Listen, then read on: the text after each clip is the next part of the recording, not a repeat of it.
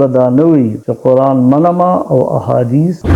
دا د خلق لراغلی نقل شوی دی په دې کې د غلطه احتمالات دي ځان به وهمي نه جوړي اذا تنازعتم فی شیء فردوا الى الله والرسول دی دې حدیث مبارک دا ثابت شو چې بیمار چاله بوتل شي د زمانه بزرگ له فما وقعت عن فرسی بعدو لاس کار کوي خو لاس دې چا لاس نو معلومه چې په زمانه کې رواج او عادت د ناوی پکټ باندې د پاسا د کپڑے په صورت کې سیره قبه نما لګو روز د سبب مولج کې را پاسې نو ارشی ته شرک وي ارشی ته بدعت وي او هر څه تبا نو معلومیږي دا چې د زر الحجله سره د زر کې داګه سره دی صحابي ته تشبیه ورکو نو معلومیږي دا چې د دې شکل داګه په شان او بیزوی وا اعوذ بالله من الشیطان الرجیم بسم الله الرحمن الرحیم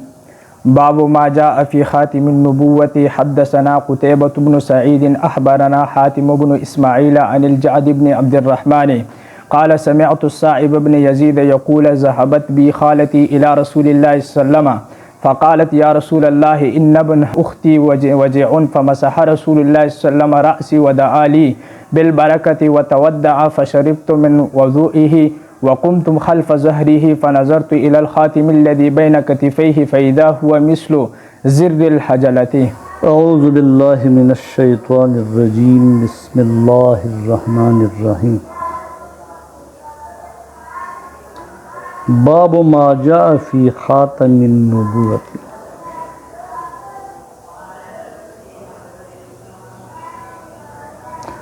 دا هغه باب دی راغلی دی په بیان د مهر نبوت کې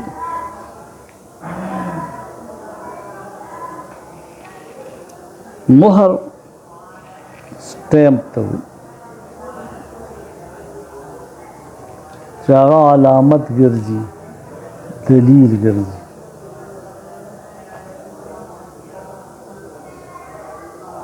نو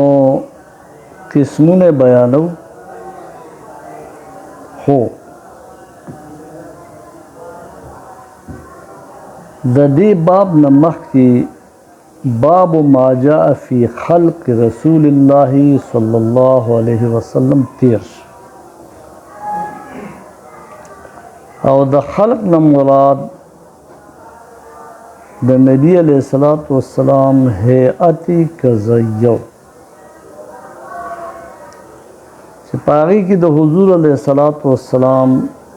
د قابل دید اندامونو ذکر سترګې مبارکه څنګه مخ مبارکه څنګه ویښته مبارکه څنګه قد قامت څنګه رنگ د نبی علیہ الصلوۃ والسلام د جسد مبارک څنګه د مخ مبارک خپې مبارکې څنګه وي تللې څنګه دا خلق دا باب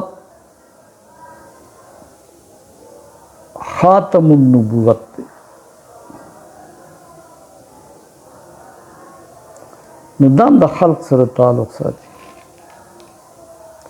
ځکه د نبی علیہ السلام په بدن مبارک کې پیدایشي او مهر نو چې څنګه الله سترګې پیدا کړي مخې پیدا کړي لاس خپې پیدا کړي داسې د نبی علیہ الصلوۃ والسلام په بدن مبارک کې یو محرم پیدا کړ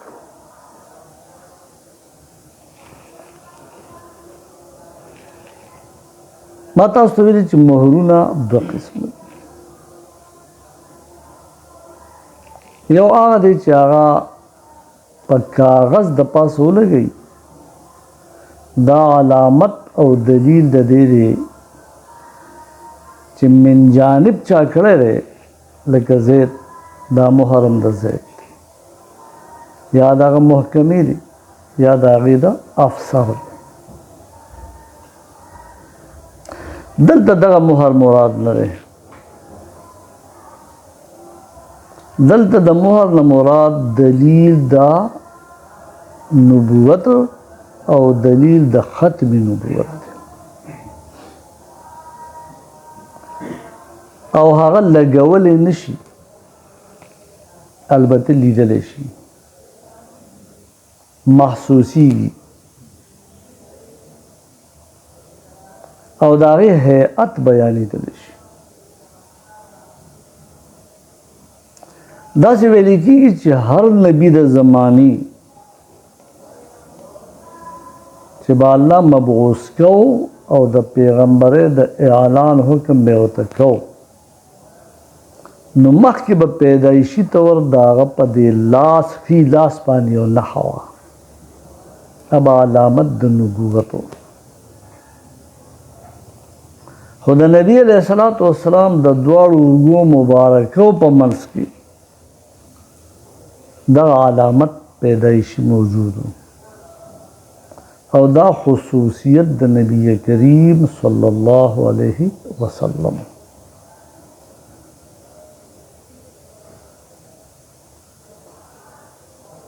د دو اوږو په منځ کې ښي طرف ته لغوندې مایل لکه مکمل په درمیان کې نه دا د نبی علیہ الصلوۃ والسلام دو شانوں کے درمیان مہر نبوت پاغی قدرتی لکلی محمد رسول اللہ محمد علیہ السلام دا اللہ رسول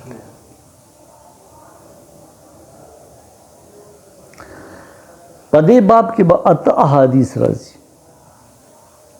د دې نه په وړاندې باب ما جاء فی خلق رسول الله صلی الله علیه وسلم کې 14 یا 15 احادیث راغلي په دې اتو واړو احادیثو کې به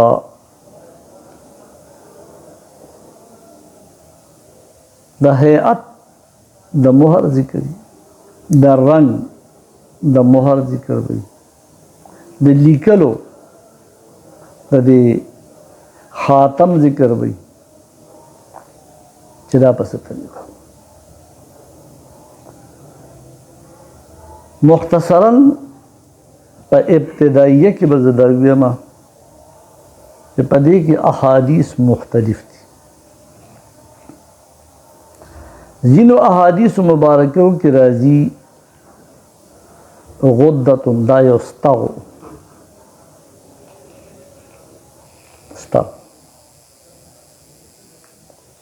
ابهرا ہوا گوشت روچت غوښه نو دا ستغه روچت شي کنه او څوک به وایي چې دا بیضوي شکلو د مارغه ده هګۍ په شان او څوک به وایي چې دا زخې دي انسانی بدن باندې زخ اوچته یې کنه او څوک به وایي چې دا ویښتو نو اختلاف په احادیثو کې د هیئت د مهر په بیان کې شته علماء د هغې تطبیق هم بیا کړی دی وی دا ټول صفات پکې دي چې څوک وي دا یو ستغو نو ستغو اوچته غوښه وه که نه چې څوک وي بیضوي شکلو د مارغه د هګۍ په شان نو ټیک ده که نه غوښه اوچته وه خو شکل او ډیزاین یې د څه د هګۍ په شان او چې څوک وي زخې نو ټیک ده که نه هغه اسم رسالت او اسم صفت محمد رسول الله دا چې لیکلي وو نو دی د زخو په شکل کې لیکلي وو لکه اوس چې دا لایټینګ کېږي که نه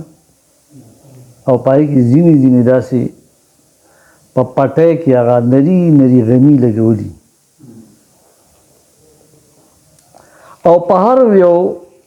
زخه د پاسه یو یو ویښتو نو پرس گئے کړون په لاس وو نو هم پته لګي چې ویښته دي زخې دي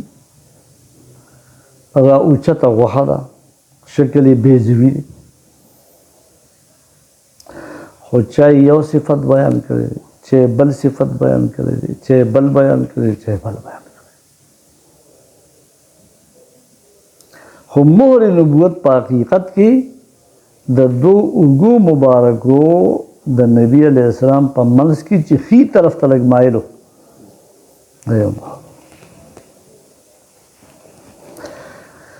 د دې فایده څه وه یو دا چې دا دلیل د دې خبرې دی چې نبی علیه السلام پیغمبر دی لکه د هر پیغمبر په لاس باندې به وکړه د نبی علیه السلام دوږو په منځ نو ګوره چې افسر کله خط ولیکي او د پاسه پې مهر ولګوي نو دا دلیل د دې خبرې وي که نه چې دا خط مستند دی او دا هم د دغه چا دی چا چې لیکلی دی که د هغه مهر ورته لګېدلی نو چې نبی کریم صلی الله علیه وسلم خدای پاک پیغمبر راولېږو نو مهر یې پې ولګو چې ګوره د بل چا په بدن باندې دا نه وي ځینې خلک د هغې په بدن باندې د الله او د الله د رسول صلی الله علیه وسلم نوم لیکلي خو هغه صرف یې الله صرف یې رسول محمد صلی الله علیه وسلم لیکلي رسول نه محمد یې لیکلي خو دلته خو اسم محضم دی اسم صفت هم دی محمد رسول الله لیکلی دی دویم دا چې د نبی کریم صلی الله علیه وسلم په خصوصیت سره د دو اوږو مبارکو په منځ کې دا مهر ولې او د نور انبیاء کرام علیهم السلام د امام جلال الدین سیوطي رحمه الله د قول مطابق په لاس باندې دا نښه ولې وه نو چې د هر پیغمبر د زمانې په لاس نو دا عموم دی او چې د نبی علیه السلام د دوه اوږو په منځ کې دا خصوص دی دا د نبی علیه السلام خصوصیت و دریم دا چې چونکې نبی کریم صلی الله علیه وسلم ختمو کې د انبیاء کرام دی او د هغې نه وروسته بل پیغمبر نشي راتلی دا لفظ مؤکد دی د دې نه چې نه راځي امپاسبل دا ممکنه نه ده چې د نبی علیه السلام نه وروسته بل پیغمبر راشي نشي راتلی که څوک ځان په زور راولي که نه او متنبي جوړېږي خو راتلی نشي نو مهر یې وله د اوږو مبارکو په منځ کې ولګو د ختم نبوت چې نبی علیه السلام تشریف راوړو دا محمد علیه السلام دی دا آخري پیغمبر علیه السلام و بس د نبوت آبادي پوره شوه ضرورت د دې مهر څه جوړ نو یهود او نصوارا دا لغوندې په هغه زمانه کې اپ ټو ډیټ خلق و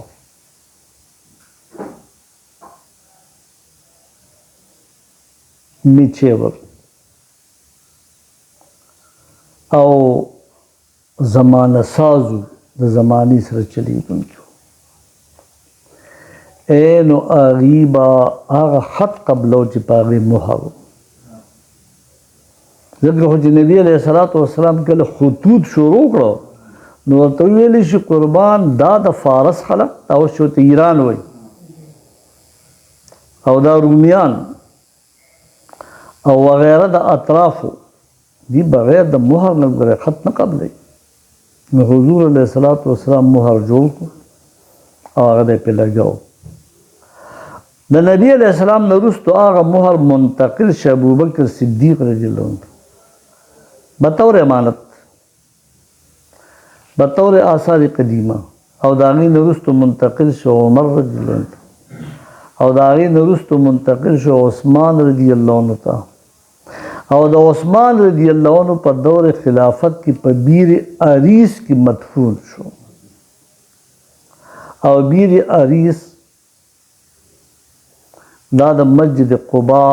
په صحن کې اوس بند دی او نښه پې باندې شته بس امانت او په دغه ځای کې سنبال شو کوی تش شو خو نه کتې شو دا مهر نبوت چې کله به د یهودو نصاراو په کتابونو تورات انجیل کې راغلی و چې د آخري پیغمبر علیه السلام به دا نه ښیي دا نه ښیي دا نه ښیي دا نه ښیي یو پکې مهر نبوت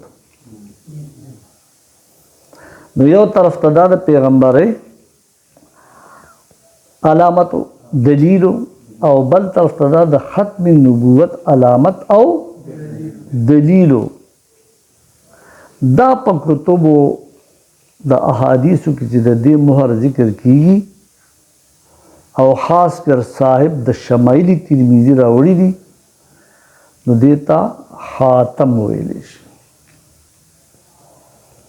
یو خاتم دی صيغه اسمي فاعل ده یو خاتم دی دا آله ده نو نبی علیہ السلام خاتم النبیین هم دی نور پیغمبران ختم حضور فرمائی د نبوت په آباده کې اخري خخ ته زوم چولګي د مبادی کړ او خاتم آله د ختمولو نو نبی علیہ السلام آغا هستی دا چې حضور علیہ السلام تشریف راوړو د نبوت دروازه بند شو د هغې دپاره دلیل او د هغې دپاره علامت د نبی کریم صلی الله علیه وسلم د دو اوږو مبارکو په منځ کې مهر نبوت لګېدلی په دې باب کې 8 احادیث دي په 8 احادیثو کې اولنی حدیث او یاد ساتئ چې تاسو مخکې ویلي دي چې باب دعوه ده او حدیث په باندې دلیل دی نو چې کله دعوه مصنف وکړه چې باب ما جاء فی خاتم النبوت فی خاتم النبوت نو به حدیث دلیل راوړي په حدیث کې یو سندی او یو متنی او تاسو ویلي دي نو ځینې احادیث مرفوع وي او ځینې غیر مرفوع وي د خاتم النبوت په باره کې چې کوم حدیث مبارک راغلی دی نو د دې صحابي چې لیدلی دی دا ختم نبوت دا صاحب ابن یزید دی امام ترمذی وایي حدثنا قتيبة بن سعيد ما ته حدیث بیان کړی دی هغه زما استاد چې د هغه نوم قتیبه دی د پلار نوم یې سعید دی د اسم کنیه ابو الرجاء ده دا محدث دی د امام ترمذی استاد دی اخبرنا حاتم بن اسماعیل او قتیبه رحمه الله ما ته خبر را کړی حاتم زوی د اسماعیل او دا آغا محدث دی چې صحاح ستا شپږ واړه د دنه حدیث اخلي نو چې امام بخاری ته وایي امام مسلم ته دا نور خو پرېږده نو خو معلومیږي چې دا معتمد و مستند هستی دا محدث دی عن الجعد بن عبد الرحمن او دا حاتم ابن اسماعیل چې حدیث اخلي نو دا جعد نه اخلي او دا جعد د عبدالرحمن زوی دی او دا تابعی دی او دام دومره مستند یعنی په دې سند کې ډېر معتمد راویان دي چې د دنه شیخین امام بخاری او امام مسلم بالخصوص حدیث اخلي اگر چې بعض نورو محدثینو تم احادیث اخلي صاحبانو یو هغه دی هغه راوي دی په دې سند کې د مهر نبوت چې دا غنه صحاح سته حدیث قبلی بلا دی چې دا غنه د نور سره شیخین یعنی نور لګو او شیخین بالخصوص دا تینا حدیث قبلی معلومیږي دا چې په دې باب کې اولنی حدیث چې صاحب ابن یزید رضی الله عنه ته رسېدلی دی دا ډېر معتمد او د ثقه راویانو نه دی. قال جاد ابن عبد الرحمن رحمه الله سمعت صائب ابن یزید ما د صاحب ابن یزید نه اورېدلي نو چې دی ما ته اورېدلي دی صاحب ابن یزید رضی الله عنه صحابي دی نو خو دې تابع شو که نه نو دا دین په نقل راغلی دی یو محدث د بل نه واورېد بل د بل نه واورېد سلسله تبع تابعي او تابعي او صحابي ته ورسېده او بیا چې مرفوع حدیث نو نبی کریم صلی الله علیه وسلم ته ورسېده او نبی علیه الصلاۃ والسلام بارک اللہ فرمائی من یطع الرسول فقد اطاع اللہ لہذا احادیث لا پا احکام د دین کی عمل دخل شتا سوک بدانوی چې قرآن منما او احادیث دا د خلق لراغلی نقل شوی دی په دې کې د غلط احتمالات دي احتمال خو دې ته وایي چې په دې لنټري کمره کې ناستې وي چې دا راغورځي نو ځان به وهمي نه جوړي اطیعوا الله واطیعوا الرسول دی اذا تنازعتم فی شیء فردوا الی الله والرسول دی نو دا الله نه مراد کتاب الله دی او د رسول نه مراد احادیث د نبی کریم صلی الله علیه وسلم دی او په هغې دونه خواري شوي یقول صاحب ابن یزید رضی اللہ عنہ فرمائی ذهبت بی خالتی الى رسول اللہ صلی اللہ علیہ وسلم تلل کړو په ما باندې ترور زما خاله د مور د طرف نه ترور رسول الله صلی الله علیه وسلم یعنی زه خپل ترور رسول الله صلی الله علیه وسلم ته بوتلی وم یاره ترور مشفقې چې مور دی که نه نو د مور کردار بیا هغه ترور دا کی چې هغې د مور خوري هغې ته خاله وایي هغې ته څه وایي خاله چونکه دا د دې معصوم د مور خور ده او د یو مور د لړمون نه پیدا دي او دا د هغې د خور بچې دی خورهیې دی نو شفقت او مهرباني پې باندې په عدم موجودګۍ د مور کې ډېر وي ځکه ګوره یاد ساتئ د حیضانت په وخت کې درجه په درجه چې دا معصوم په حیضانت کې حواله کېږي نو د پلار د خور په ځای باندې د مور خور ته حواله کوي چې هغه خاله ده دغه رنګ نیاګانې وغیره او د صاحب ابن یزید رحمه الله خدای وی رضی الله عنه چې زه خپل ترور بوتل خو د ترور نوم یې وانخست چې ترور څوک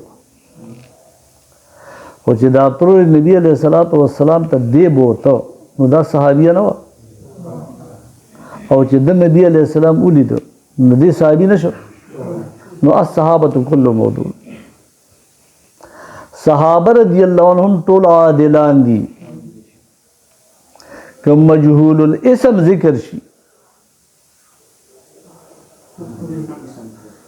مجهول الاسم ذکر شي یعنی نوم یې را نشي خو دا پته ولګي چې دا صحابي یا صحابیه دا نو د دې احادیث به مقبول حدیث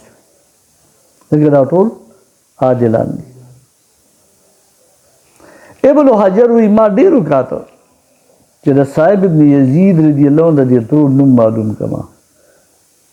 او د ډېر تحقیق نه بعد ما ته د هغې نوم معلومه نشو لہذا دومره پته لګي چې دا صاحب ابن یزید رضی الله عنه خپل ترور نبی علیه الصلاۃ والسلام په خدمت کې حاضر شو نو دا هم صحابیه وا او د صحابي قول مقبول او منظور دی اگر که مجهول الاسم شي فقالت یا رسول الله عرض یو کوي رسول الله صلی الله علیه وسلم ان ابن اختی وجعن، بیشک زوی د خور زما دردمن دی. وجع څه ته ویلی شي؟ درد ته. نو وجع هغه کس چې په هغه باندې درد وی زما د ترور وی چې دا مې خورې دی. ان ابن اختی وجعن، زما دا خورې سره دردمن دی. حزین نه، وجع دردمن.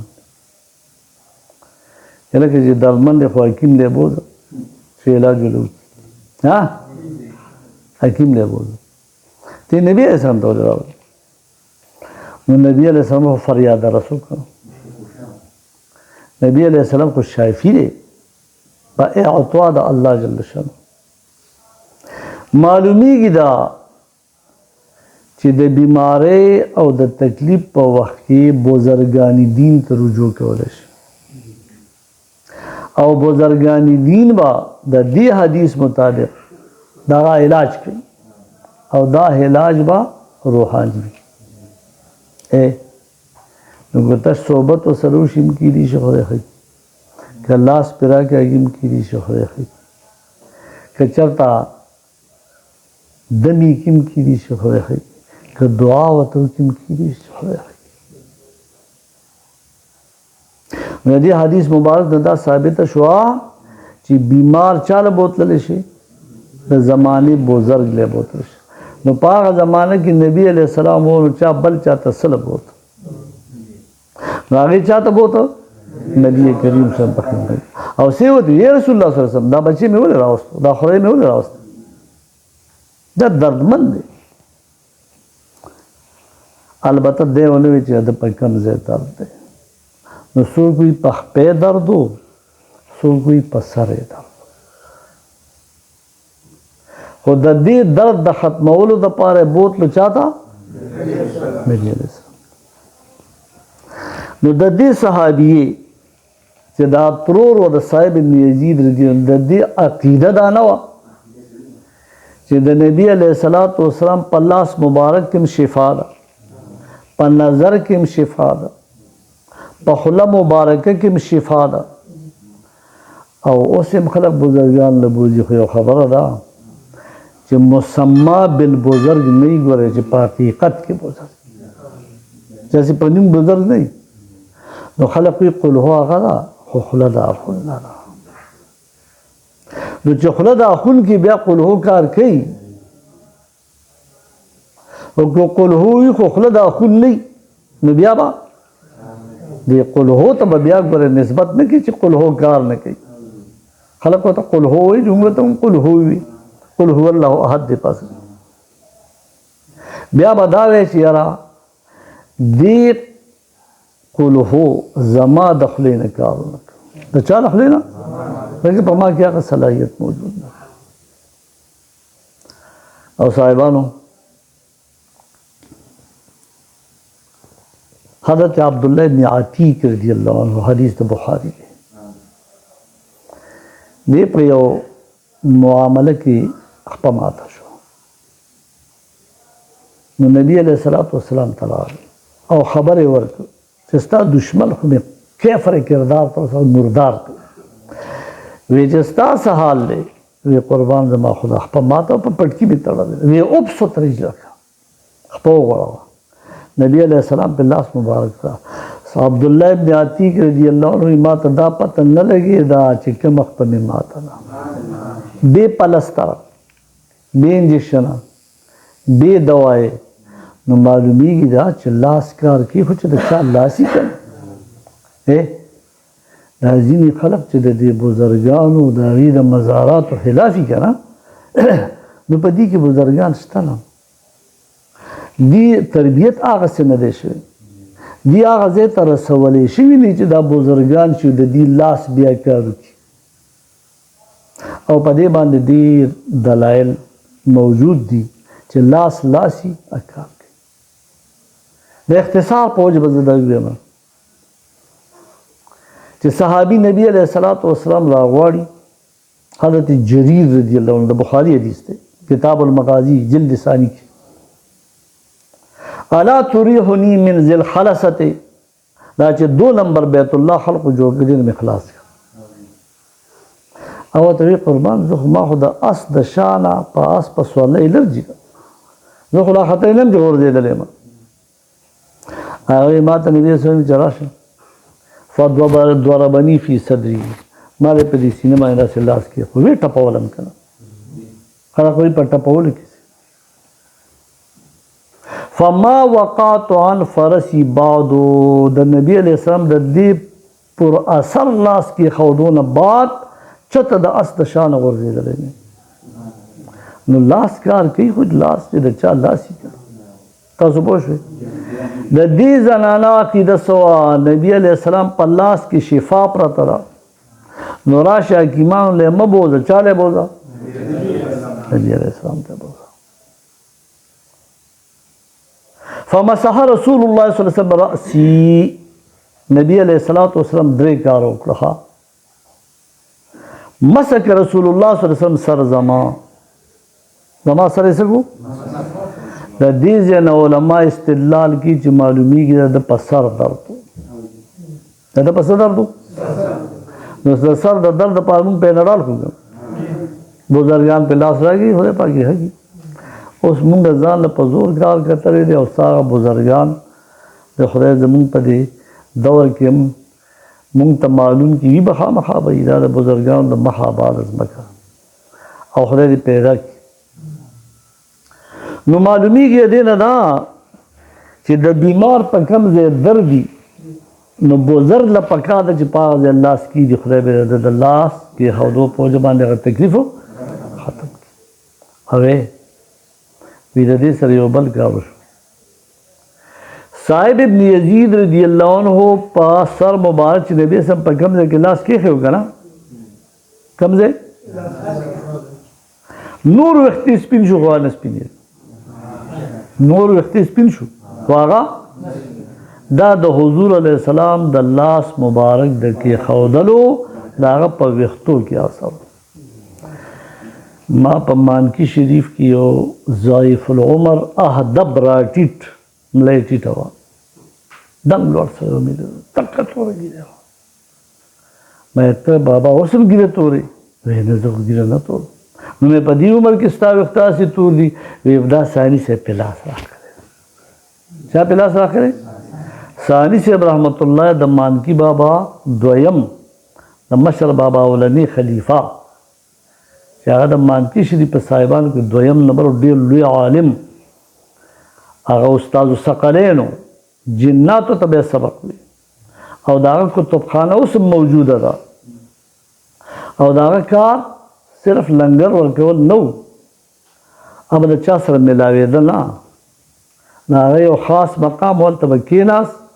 ټول سره بستری مشي د بهر نو شو مسائل به وکړو به اجازه واپس دا پتن لګي چې دی ورې نه ملاوي ته کې دي چې تکلیف بیماری ورته په دې وجه داغه د زمانه کتابونه اوس هم پراته دي او شیخان چې بلا الله کتابونه به یادول ما تاسو ته ویلو کنه چې سپنخړو صاحب سوي دي ولی ذکر نشوا تسنیه په مرفقین کې جمع په کابین کې هغه خلق دا شوق د علم سره د تعلیم سره د تعلم سره په خپل ذکر بل تم خودل نو داغي هغه اثرات او برکات بیا دونو چې د چا په بدن به لاس کې خو هغه بخښو او هغه به سر یا ګیرو نه هغه بیا سپینې نه بلکې څور کو د دې معلومه ده چې کیدی شي چې دغه دردمن ځای د صاحب ابن یزید رضی الله عنه سر مبارک ودعا لی بالبرکت ماته د برکت دعا وکړه دویم کار نبی سم څوک د برکت دعا راته برکت څه ته بڑھوتری کم چیز سے زیادہ فائدہ حاصل کرنے کو برکت کہا جاتا ہے تو یہ خبر ہے کہ د عمر د 90 سال نو اوړي خو یو خبره ده چې ګوره چاته د عمر دعا کې چې خدای دې عمر ډیر کا خدای په عمر کې برکت پیدا کړي نو عمر زیاتیږي کمیږي نه الاجل واحد للاجلین البته چې دا څومره عمر دی نو دا به برکتي کلی شي چې په دغه شته عمر کې نیکي ډېرې وکړي په دې شته عمر کې نو معلومیږي دا چې بزرګان دین له پکار دا چې څوک ورته د یو کار دپاره لاړ شي خو دې به ورسره دعا هم خامخا هغه ته کوي دې خو تللی و دا خو یې بوتلی و چې په ده په سر تکلیف دی نو بس د لاس کې ښودو سره درد ختم شو نو خبره مقصد خو حل شو خو نبی علیه الصلاة والسلام رحمت للعالمین دی نو د برکت دعا یې ورته وکړه او چې د حضور د خولې د برکت دعا شي نو دغه برکت بیا ختمېږي د دې نه معلومه دا نه شو چې دا صاحب ابن یزید رضی الله عنه غیر الله دی او د غیر الله برکات وي د غیر الله او نبی علیہ السلام غیر الله دی او دا غیر الله بل برکت ورکوي شي چې دعا یې د هغه دپاره د برکت وکړه اوس په دې زمانه کې ډېر دا شته هغه د الله برکت ټول الله لره دی د هغې وجه دا ده چې هغه کتابونه ویلي دی یا عبور او مرور کوي یا هغه استادانو ته عبور مرور کړي او ځینې استادان داسې دي چې هغې د شمایل ترمذي د احادیث ویستلی نه شي کړي دا به ختم کړو د هغې د مزاج خلاف دی دا اهل سنت والجماعه وایي که په ما راځي که په بل راځي خو زه به ځان د دین د قرآن د احادیثو تابع وتودع او دریم کار نبی علیہ السلام دا وکړو چې اودس یې وکړو فشربت من وضوئه نو ما د هغې د اودس د هغه اوبو نه څښل وکړو وضو د اودس اوبو ګوره دا اوس یو طرف ته د اودس کول د نبي سره عمل دی خو بل طرف ته د اسکل د چا عمل دی د صاحب ابن یزید رضی الله د صحابي عمل دی لکه ولې دا اودس وبس کې نور اوبه لګي نه یا به دا اوبه مستعملي یا به غیر مستعملي که مستعملي نه پاتې شوي اوبه نو نسبت نبی علیہ السلام په دې اوبو نبی علیہ السلام اودس کړی دا باقي زما دپاره برکتي اوبه دي او که چېرته دا مستعملي نو دا خو د بدن مبارک د نبی علیہ السلام سره لګېږي په دې کې برکت نور به سیوا شوی دی لکه څنګه چې با صحابه رضی الله عنهم د نبی علیہ السلام په بدن استعمال شوي اوبه ځمکې ته نه پرېښودی خاص کر حضرت بلال رضی الله عنه اب را جمع کولی نو که چرته کې چا صحابه رضی الله عنه ته دغه اوبه برکتي ملاو شو ډېره ښه ده کني مسحا بللا یدی هی د دې کس به ولګېد او د بلال رضی الله عنه د دې لون لاس سره به خپل لاس ولګاو او به په خپل بدن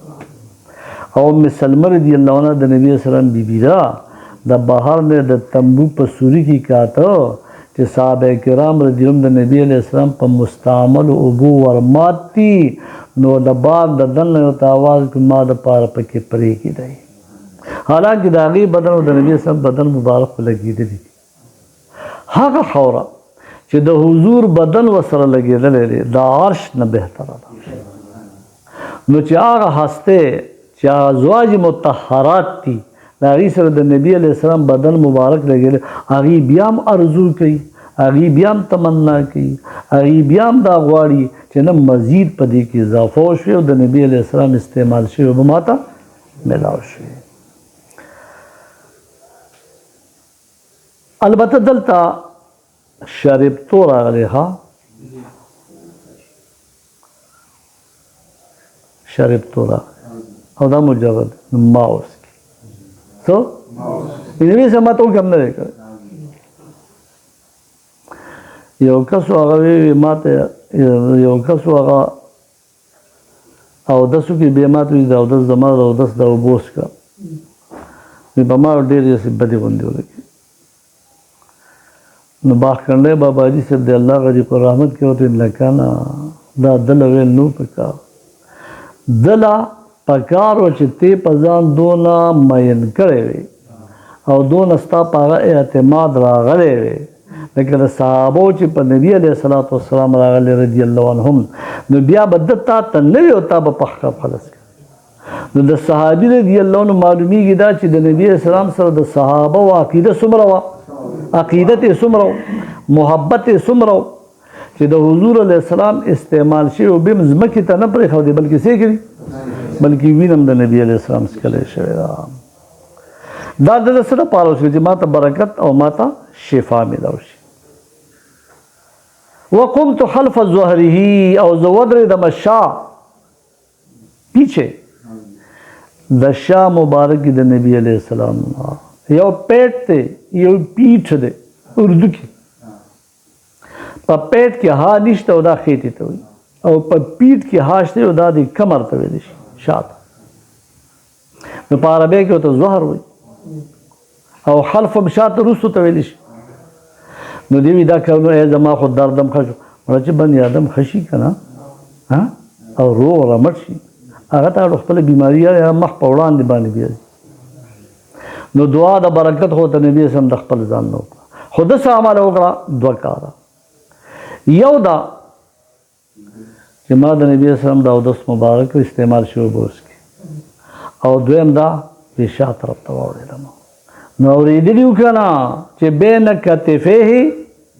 د نبي علیه السلام د دو اوږو مبارکو په منځ کې خاتم النبوت دی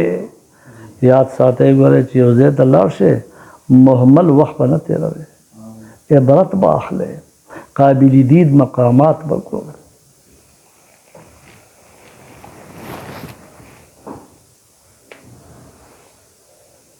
زه چې د نن نه 4 کاله مخکې سعودي ته لاړم د یو کس سره ناست وم نو هغه ته ما وویل چې ما یو اراده دام کړې ده د عمرې سره د زیارت النبي صلی الله علیه وسلم سره چې زه د قابل دید مقامات وګورم نو چې ته اوس مدرسې ته رادننه شو او بس زه به دلته دی اودس وکړلته 2 رکعته نفل وکړو بس لاړې نه دې دا وکړل چې هلکه په دې کې شیخ الحدیث کم دی حاصله کې ورسره کېناستې څه به ته زده کړې په دې کې فلانې کم دی په دې کې فلانې کم یا دې وکاته او مالدار او باثروته کس وي چې په دې کې نیمګړتیا کم دی چې زه پوره کړم دا هغه د عبرت ناسته ده نو د نبي علیه السلام شا مبارکې ته واوړېدم او دا به د ترجمة الباب سره په دې عبارت کې او په دې ځای کې حدیث مبارک لګي فنظرت الى الخاتم الذي اغا مهر ته مې وکاته بین کتفیه چې د نبي علیه السلام د دواړو اوږو مبارکو په منځ کې چې ورته وکاته نو اوس به یې کته که نه چې دا به څنګه نو یو نظر دا عبرتناک سړي دی او یو نظر د غافل انسان دی او به دا مور نبوت او دا بیت الله شریف او دا روضه د نبی روضه مبارک د نبی اسلام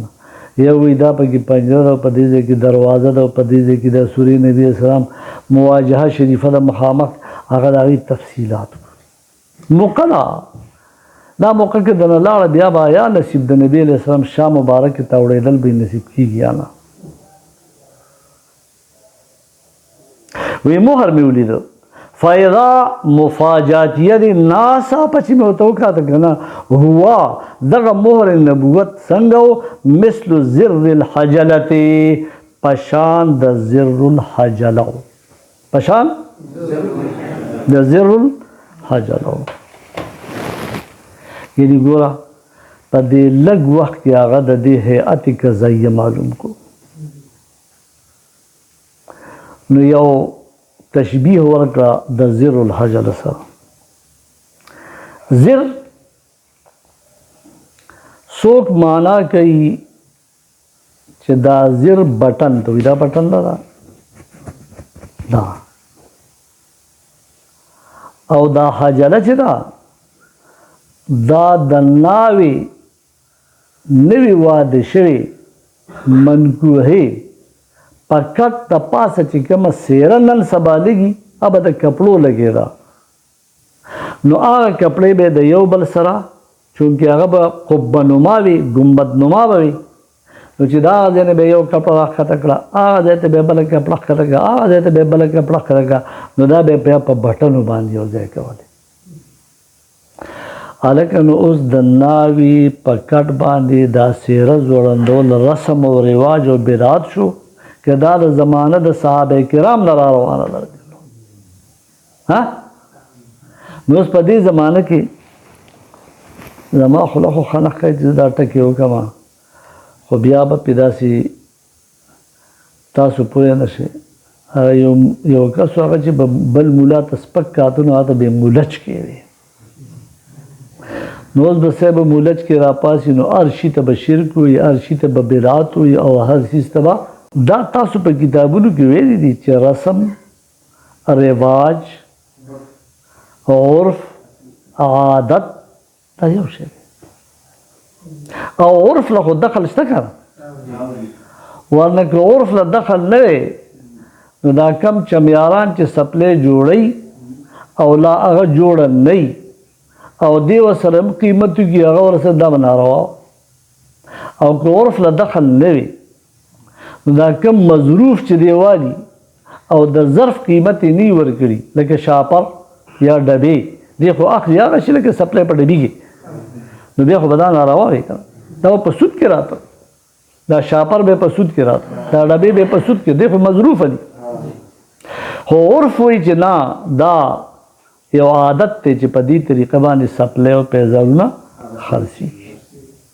نو عادت دا غزه دا صحابي رضی الله عنه چې دا زر الحجله سره تشبیه ورکوي، نو خو معلومې چې په هغه زمانه کې رواج او عادت د ناوې په کټ باندې د پاسه